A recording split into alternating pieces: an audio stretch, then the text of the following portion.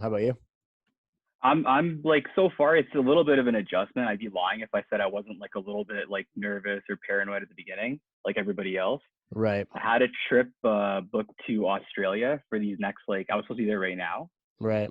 So I was kind of like following the coronavirus activity, Right. what's going on because I know Australia is like really close to China, well Yeah. like much closer than we are and a lot of the routes stop off in China. So I was kind of keeping up with the whole coronavirus and it looked like it was for the most part like not terrible. And Right. obviously, when you get excited, you try to think of like every sort of excuse to kind of make a trip happen. So, Yeah. like personally, I was like probably like downplaying a little bit of the virus or wasn't taking it as like seriously.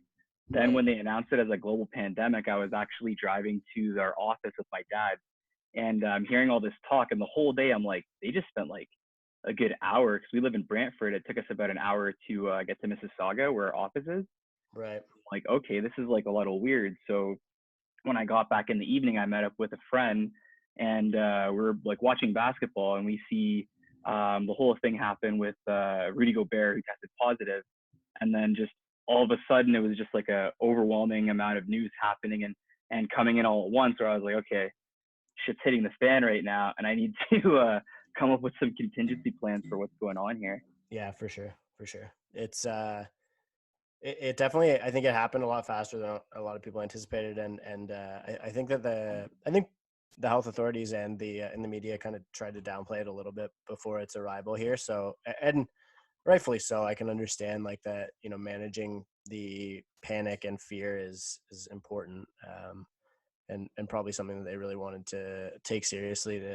I don't know what would have happened if we had mass hysteria, but I it is true. It's difficult to figure out where to go from here and what to do and what it's going to look like for the next little bit. I mean, we can kind of look back at a market like China, who was affected by this first, or Italy as an example, and say, okay, if they're a month or a couple of weeks ahead of us, is that what we should be preparing for? But if you think about it that way, it scares the shit out of you. Yeah. Whereas, but maybe you have to, maybe that's the right way to do it versus, hoping that that's not how we're going to end up, because I don't think that hoping really got anybody very far so far. No, I agree, and like I think you mentioned on one of your other podcasts, like you've been working from home pretty frequently. Yeah. So since I started full time, I've been working like out of home pretty much full time. I go to Right. the office a few times a week. My dad's a broker Yep. of our Century 21. Yep. He's one of the partner brokers, so he's been kind of feeding my ear to kind of get in the business for a little bit. Yep. For And sure. I didn't want to seem like, oh, like my parents in real estate. It's just expected that like I have to go in real estate. So I tried to kind of like find my own, see if like I had something else that I was like meant to do. So I worked in Rogers corporate office doing sales for Yeah. small and medium businesses. And I was kind of looking at the day-to-day activity and kind of like comparing it to like the things that my dad was training his agents on. And I was like, this is not that different from what I'm doing here. So I made the decision to leave Rogers, join real estate full time, and I mean, up until the pandemic, I haven't been like happier doing what I was doing. Like kind of like for me, I need like a passion Yeah. to work very hard. And I personally found for me, like when I was working for a company like Rogers, fantastic company, I didn't have that passion because I just felt like I don't know if I completely agree with what I'm doing, but I have a Right. job and it's my job to do what the company wants me to do. Right. What seems to be giving you that passion, like, or to have instilled it in you? Is it the representing your clients and like, or is it just the industry and the asset in itself? So I actually feel like I'm adding value to my Right. clients, whether it's listing a property or whether it's helping them purchase or lease a property. Yeah. And I've kind of seen like the way my parents, like yourself, my parents have been in the business for about 25, 30 years, Yeah. quite a long time. And I've seen how they did their business and it never really felt like work. They Yeah. treated everybody like family. They treated everybody with a lot of respect.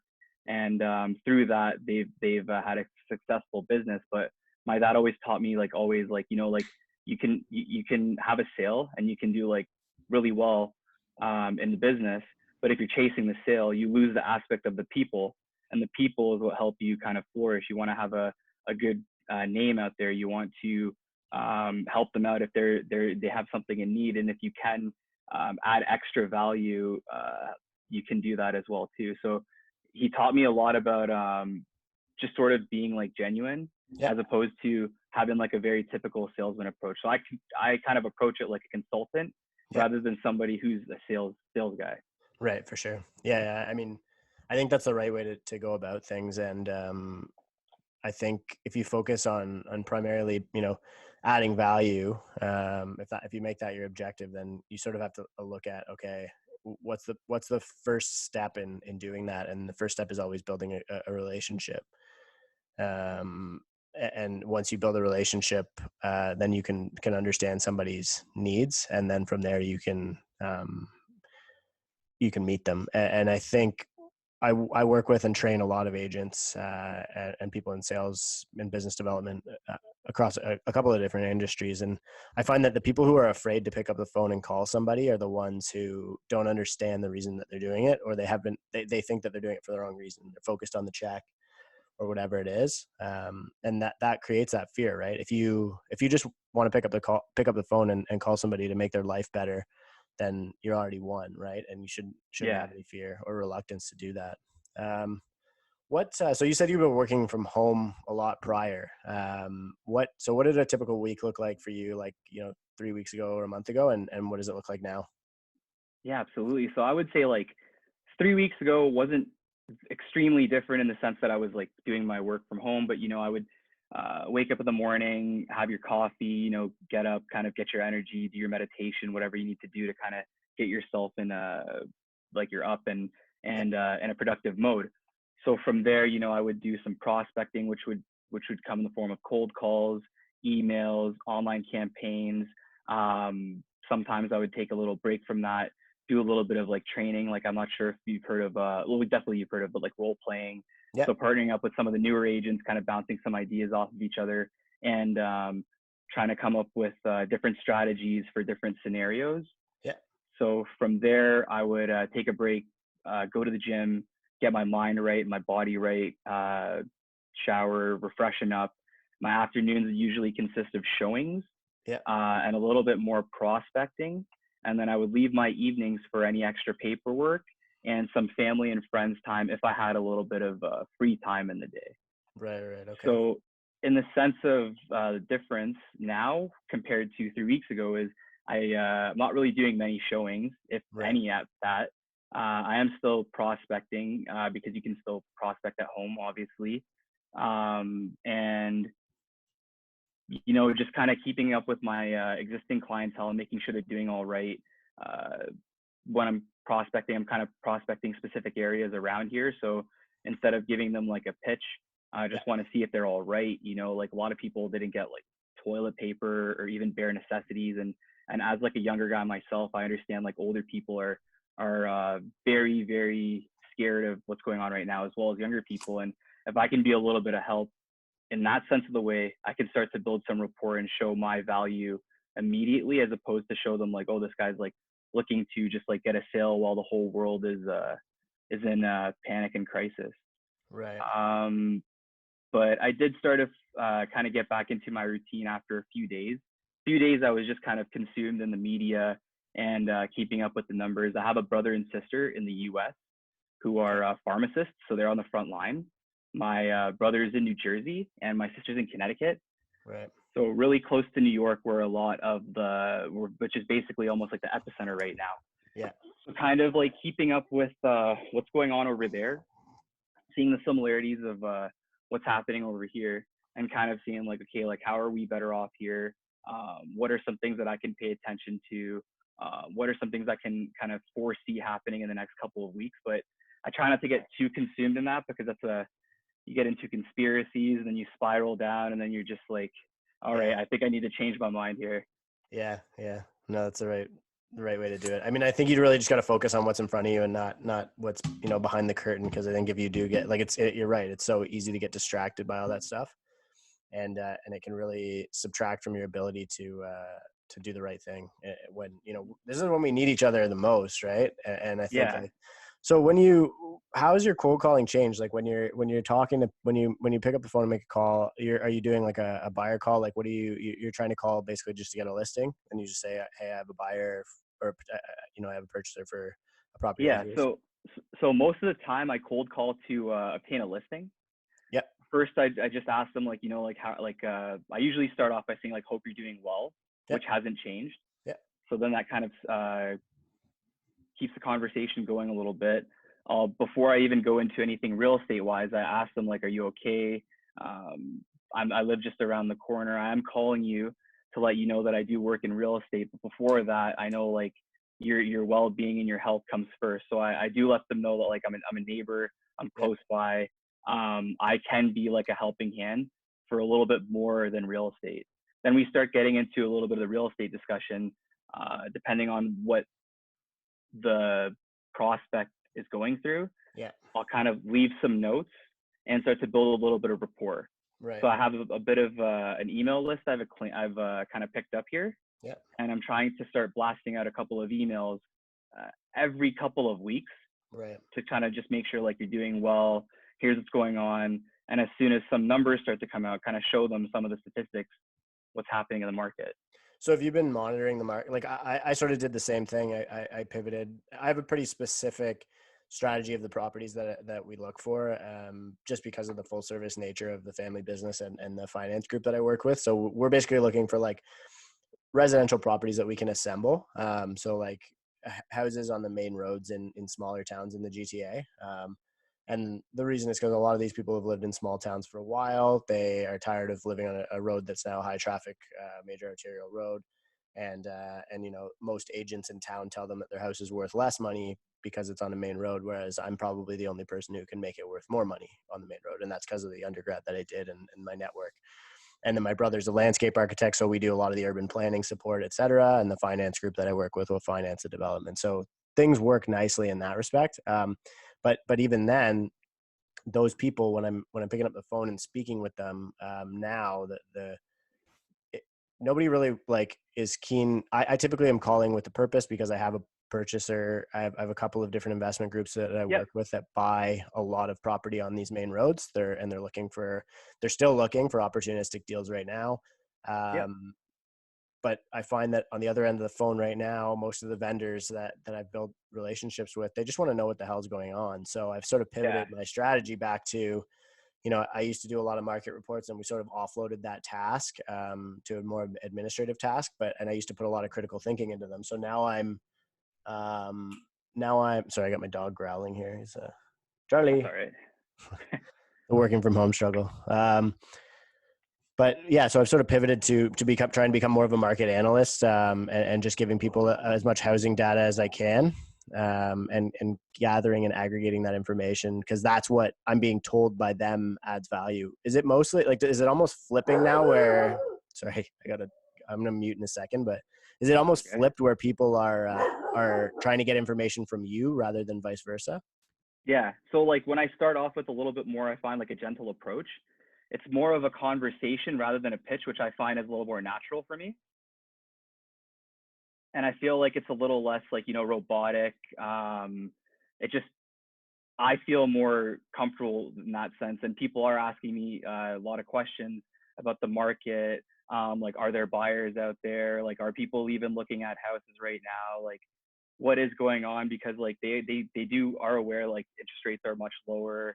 They're seeing, like, the kind of things that are happening in the U.S. So it does pique a lot of curiosity. And it's funny because, like, typically, like, on our side, you're calling and people don't pick up. It's kind of funny when you make like 10 calls and maybe 8 of those 10 people actually pick up the phone, rather Yeah. than like 5 out of 10 or 4 out of 10. Yeah, I found that to be nuts. So typically, like, what I'll do is I usually do a slide broadcast. I don't know if you're familiar with it, but basically I send out a voicemail drop before I call. And yeah, like it's crazy. Now I don't even end up getting to my calls because by the time I send out a slide broadcast, so that drops, like, let's say 100 voicemails.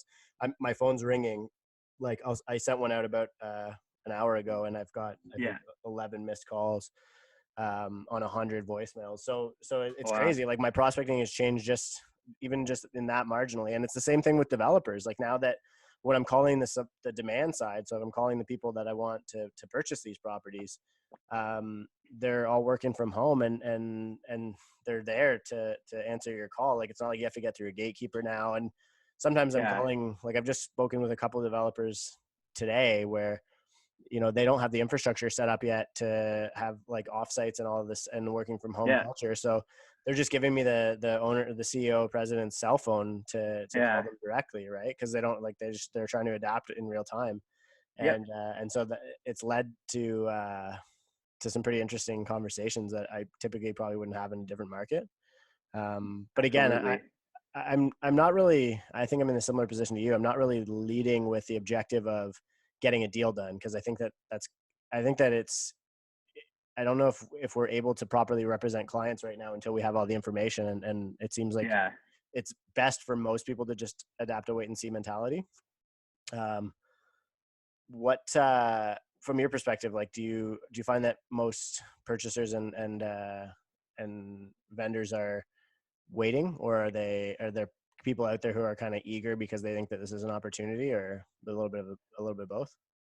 So I have a lot of friends who are investors as well too. Yep. And like where we are in Brantford, there's a lot of and there's always potential compared to like the GTA for investment properties, and we have like the University, Laurier, and Nipissing over here. So there's a lot of potential, but you find that like I find it's either people are super eager or people are just waiting, but Yeah. they're still kind of like excited and they're like, okay, like I have savings, I have this, I just want to dump it into like a property, or I just want to pick up like a few things. But I find it's whoever right now is willing to take a risk is a little bit eager, but calculated in a sense, because they can see like the interest rates are lower, but some people are having problems with property appraisals. Right. So I find like that specifically has been a little bit of a barrier to entry for some buyers who might have a pre-approval for a specific amount, get an appraisal back, and the appraiser says like the value is overvalued. You now have to restart the negotiating process all over again to get a deal done, or Yeah. walk away and wait and see what happens. What are you doing to kind of hedge that risk? Like I had just done a deal recently where the guy was really keen to purchase the property still, and basically we just built in, like it wasn't so much that we were worried it wouldn't appraise, and it appraised, but the challenge was we had to do extend like for 16 days for financing, because the banks just are bogged down with the resources are being put on these deferrals or whatever else is going on, right? Are you like, what kind of things are you doing for the because there are transactions that still need to happen, and you can't really Yep. dispute that. It's not like we're sitting here being ambulance chasers by trying to keep the economy running. What Yeah. in the cases that where you have somebody who does need to sell or purchase, what are you doing to protect them? Like how's this changed? I'm genuinely curious, because I Yeah. think like everybody's got a different perspective on it, right? And there's So only so much our you can do. yeah, so my like I mentioned, my dad's a broker of our office, and one thing he's been kind of trying to keep ahead, and he runs these trainings very regular. He's kind of keeping me like on my toes, which is awesome. And he's added a COVID-19 clause that we're adding to all of our deals Right. that are protecting whoever you're on representing in case of something to deal with COVID-19, whether it's an extension that's needed or whether it is like something regarding the showing or whatever it may be. They're adding a COVID-19 clause in all of our deals right now. Right. Okay.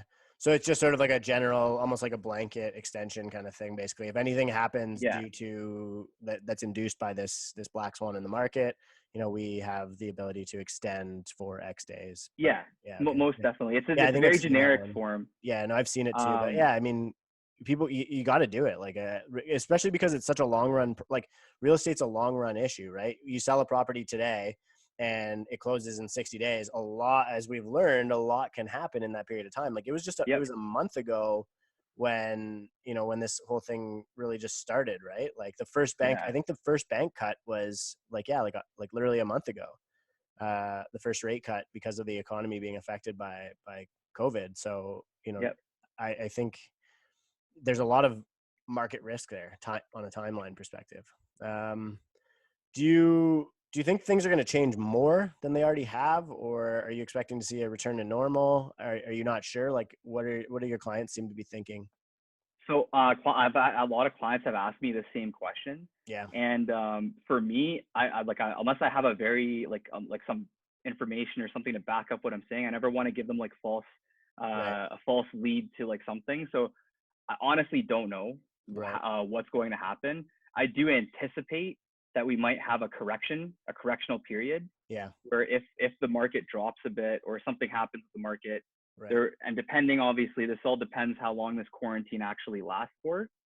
That also plays a factor, I think, in what's really going to happen after, because the longer it lasts, and depending obviously on our Q1 numbers that are going to be coming out, Yeah. and the unemployment rates, that's going to play a big factor that it's hard to predict. Right. Like unemployment rates are extremely high right now in the U.S. Yeah. and they are growing over here. So if that happens and is a barrier for like some people to close on their houses, we might be in for we might be in for something. Right. It's actually funny that you mentioned that. I mean, I would agree with you. And I think the only thing that I'm really saying to people is like we can learn from history, right? Yeah, And there's evidence that the stock market is a leading indicator on what housing prices are going to do. So we can tell, you can share that information with somebody, and they're allowed yeah, to form their own conclusions from it. But I mean, you look at like the S&P 500 today is up, and we just found out that the U.S. has lost 10 million jobs in the past 2 weeks. So I think that yeah, the market's also trying to price this in, and that's the part where you can't, like, that's the part where everybody gets to form their own investment thesis on what direction this is going to go, right? yeah, But on the employment side, it's like banks are still underwriting even on the assumption that if you've been laid off, but the government's now committed to giving you 75%, if you got to close today, is the bank gonna kill the deal and start that chain reaction of a bunch of people who can't purchase or sell property? Probably not, right? Like they're really. yeah, I think that this is, and especially what I got yesterday from the podcast that I did with Rahul was, this is the one point in history where it seems like everyone is really willing to do their best to work together, and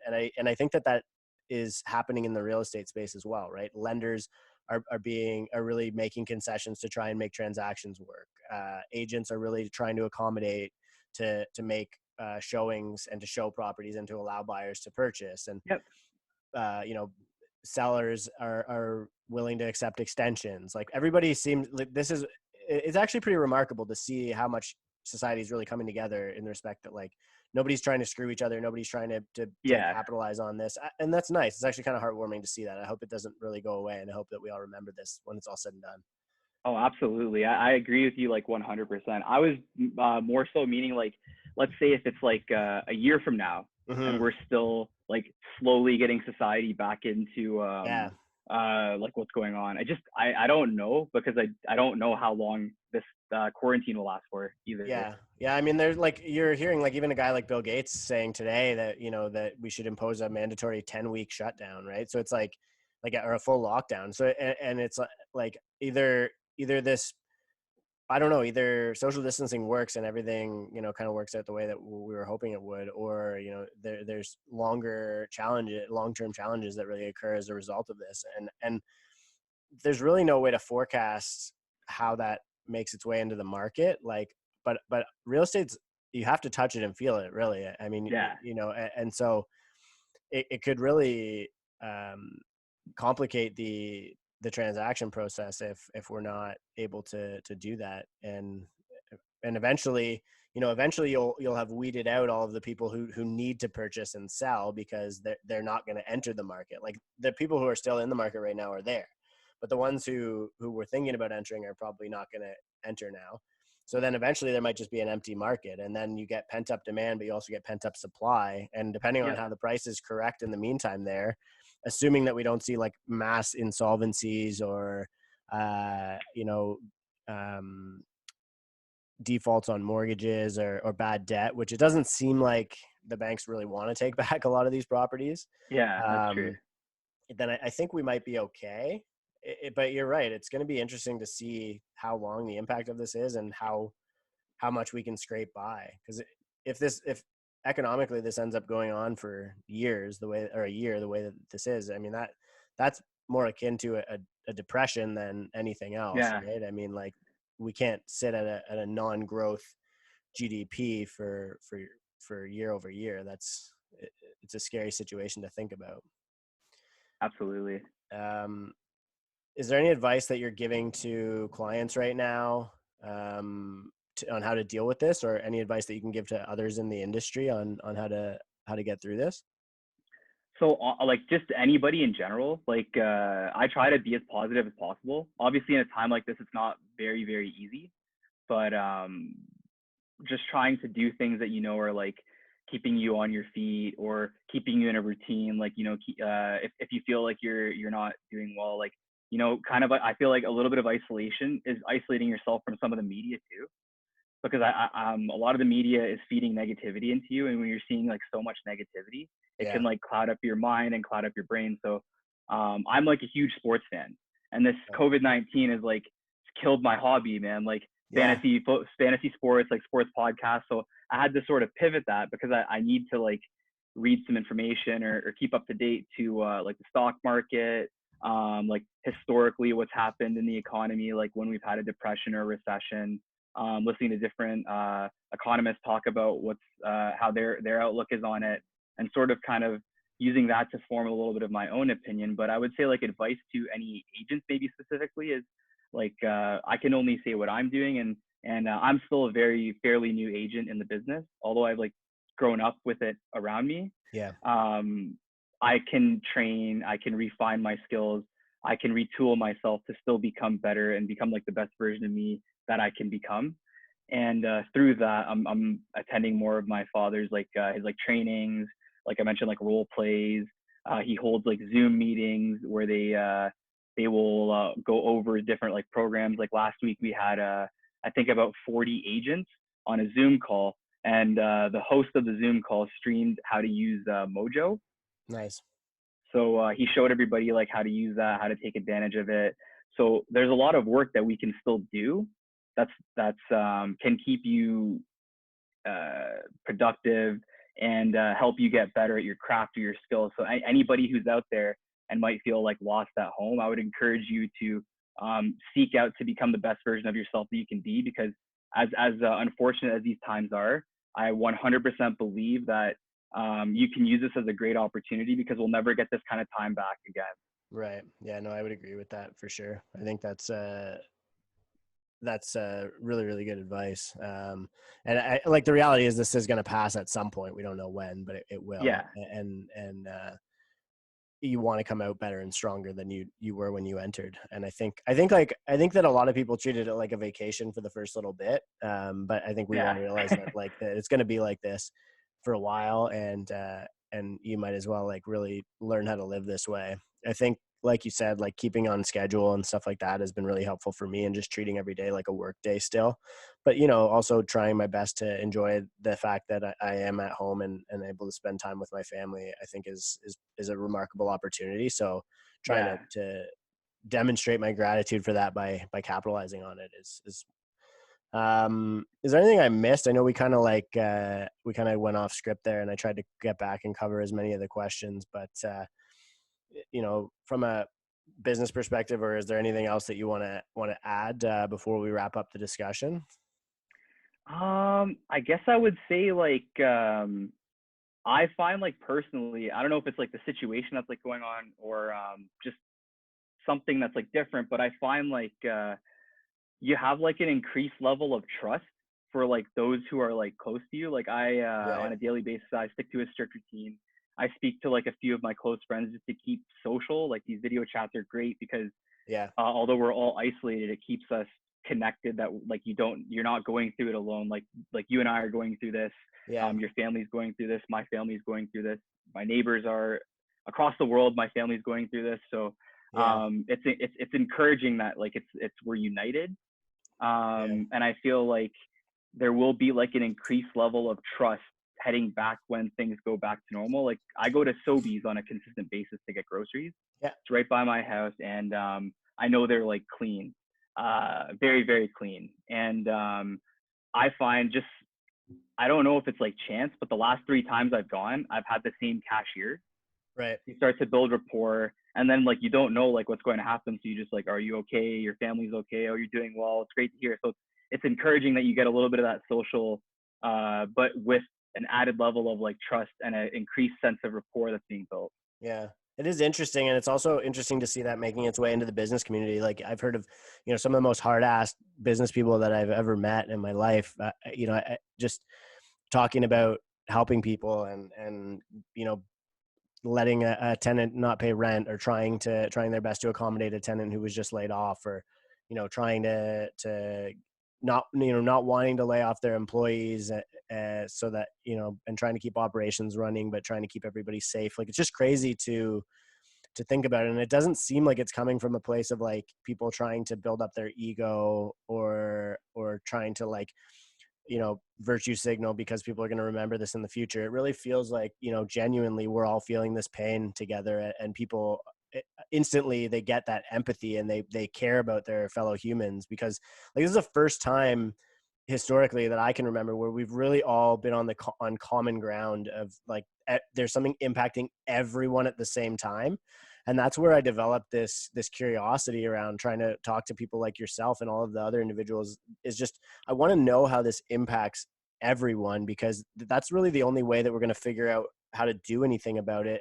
I obviously can't really add any value from a biological or medical perspective, but from an economic perspective, I mean, I think that we're going to have similar problems that we all need to work together to solve. And we might as well start figuring out what the hell that looks like now. Right. No, I agree 100%. I had actually, this brings me back of like 10 years ago. I'm Pakistani by like background. Yeah. So I was in Pakistan visiting for a family event, and it was back in 2008 or 2007, and the prime minister at the time, Benazir Bhutto, was assassinated. Somebody had shot her, and this is my first experience with like real like threat that you could be going through something dangerous. So they shut the country down for 3 days, and I was just a younger kid, so I just had to stay at my uncle's house, and it's like coming full circle now, because now I'm on the other side where I'm back home with my parents. I'm making sure they're staying home. Like, I'm going out kind of like hunting and getting the groceries for them, and bringing it back, and just kind of keeping them at like home, and keeping them like piece like the tables of like turn. Yeah. I've seen a meme where it's like where you're the one yelling at your parents for like going outside now, instead of them yelling at you. Yeah.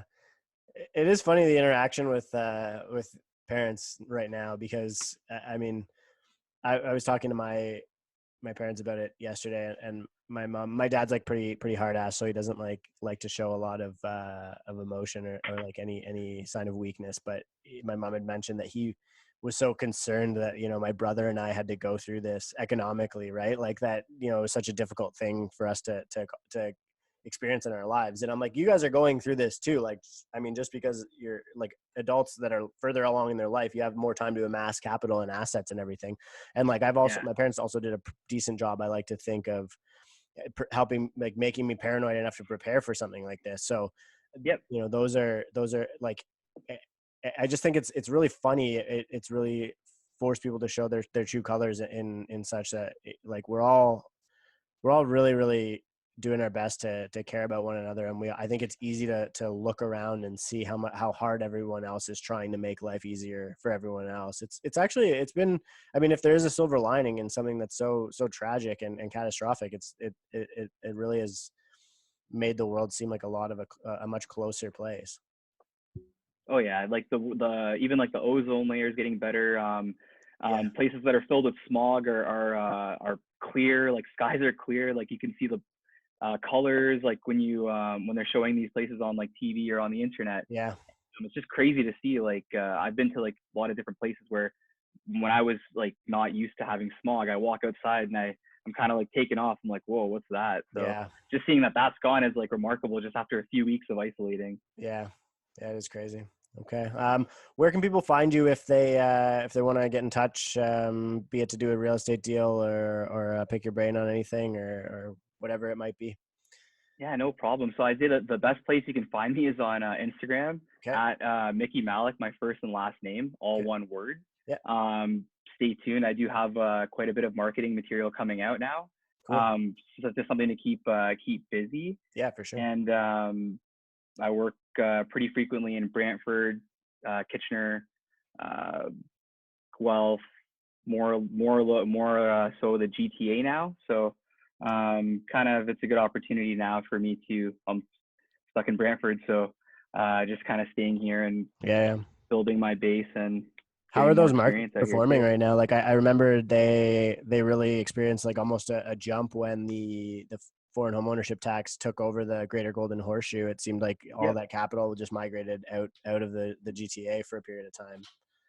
So I would say it was like before this was happening, like you may know too, like we were in for a we were in for a crazy year for the real estate industry just from Yeah. the way like January and February were starting off. So Yeah. like I had deals where there was one specifically in Hamilton I was working on, and we went in, we gave our offer, we gave a good offer, and I had never experienced something like this where there was 35 offers that Wow. were submitted on that property in Hamilton, and I was like, I've seen this in Toronto, I've seen this in Mississauga, Yeah. and like around the GTA, but Hamilton, that's like that's crazy, Hmm. and you could see the same kind of thing happening here. A lot of uh, listings that we're finding were holding off offers until a specific date to build that Yeah.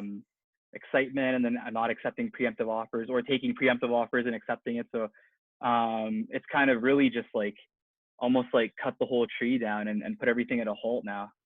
Do you have any listings up right now, or have you kind of advised everybody to take stuff down and just wait and see? So I had a few listings up. We've put them on hold for the time being, Yeah. but I do have potentially one or two that might be coming up in the next little bit. But we're just kind of gauge Yeah. first to see what happens with our Q1 numbers and take it from there. What are Then you we might doing have a with? better idea. Yeah. What are you doing if you do end up with a listing in regards to like, and I'm sure your broker has released like a sort of social distancing showing policy, but like, are you going to start doing like the VR tours and all that stuff? Or did you guys already do that prior? So I used to do like the commercial videos like you Yeah. see on YouTube, but Yeah. I might pivot that to a virtual tour Right. Right. Okay. so that people can like walk through the property, like look around and see Yeah. everything that's going on. I'm trying a little bit more because I had some success with a lot of the pre-construction, Yeah. and I find that those are right now like like a hit, like sort of like not really hidden, but a good opportunity for people who are looking in that kind of investment or that kind of Yeah. potential risk. Well, especially some of the leftover stuff, like some of your like phase 3 product that's not moved yet for projects that are Yeah. nearing completion or whatever.